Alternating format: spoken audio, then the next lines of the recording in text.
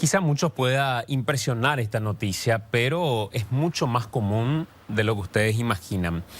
Un niño de 1 año y 5 meses fue sometido a una cirugía después de presentar una importante inflamación de los intestinos. Los médicos se sorprendieron inicialmente, sobre todo al medir qué era lo que habían encontrado. El famoso sebo-ipta. Estamos hablando de parásito intestinal de unos 40 centímetros en total, Mateo.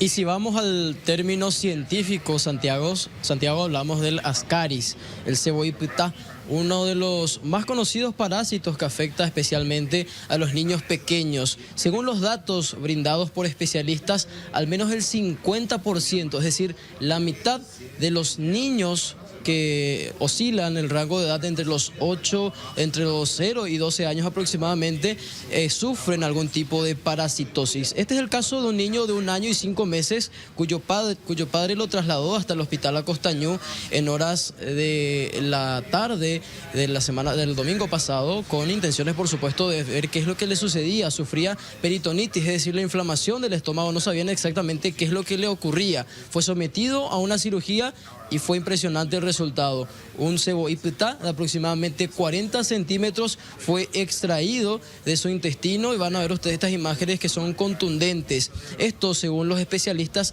es algo más común de lo que uno piensa, teniendo en cuenta estos datos que le brindamos. Al menos el 50% de los niños habrían sufrido peritonitis, parasitosis alguna vez. Esta situación obviamente tiene también como como observación la prevención, y vamos a tratar de enseguida los datos y puntos a tener en cuenta para prevenir este tipo de casos, pero primero escuchemos lo que decía el doctor Roberto Núñez con relación a este caso. Escuchemos. Los parásitos, en este caso el Ascaris, hace una bola, como si fuera esa bola de tejer lana. Muchas veces se hace un ovillo y eso obstruye el intestino. Esa obstrucción del intestino produce un abdomen agudo quirúrgico, inflama el intestino, y eso puede producir, primero, luego, antes que nada, una inflamación del intestino, y segundo, una perforación del intestino que puede desembocar en una sepsis, como en el caso del chico, de origen abdominal por perforación intestinal. Suelen permanecer hasta casi 2 años produciendo una microhemorragia que da una anemia leve en el chico y muchas veces le impide un crecimiento normal. Inclusive a la escuela y las actividades físicas no pueden hacer normalmente porque tiene una anemia constante. Y hay algunas medidas que se pueden llegar a tomar como para prevenir esto, porque uno imagina qué hay que hacer, por qué sucede este tipo de cosas. ¿Cuáles son algunos de los elementos a tener en cuenta, Mateo?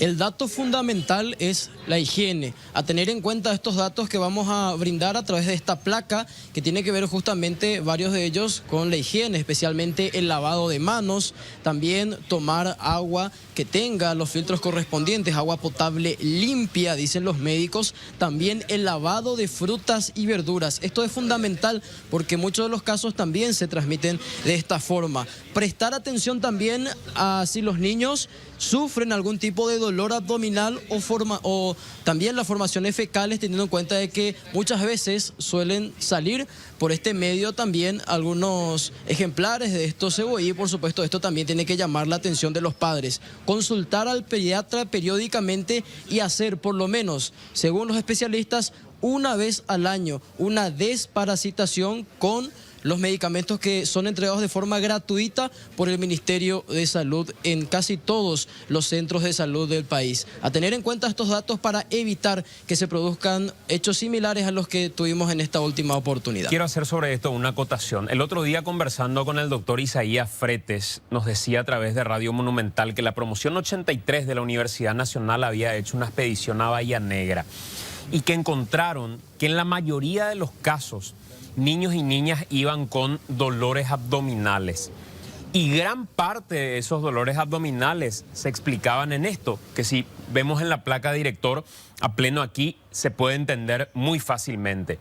Tomar agua limpia, agua potable, no es una realidad en el Chaco paraguayo.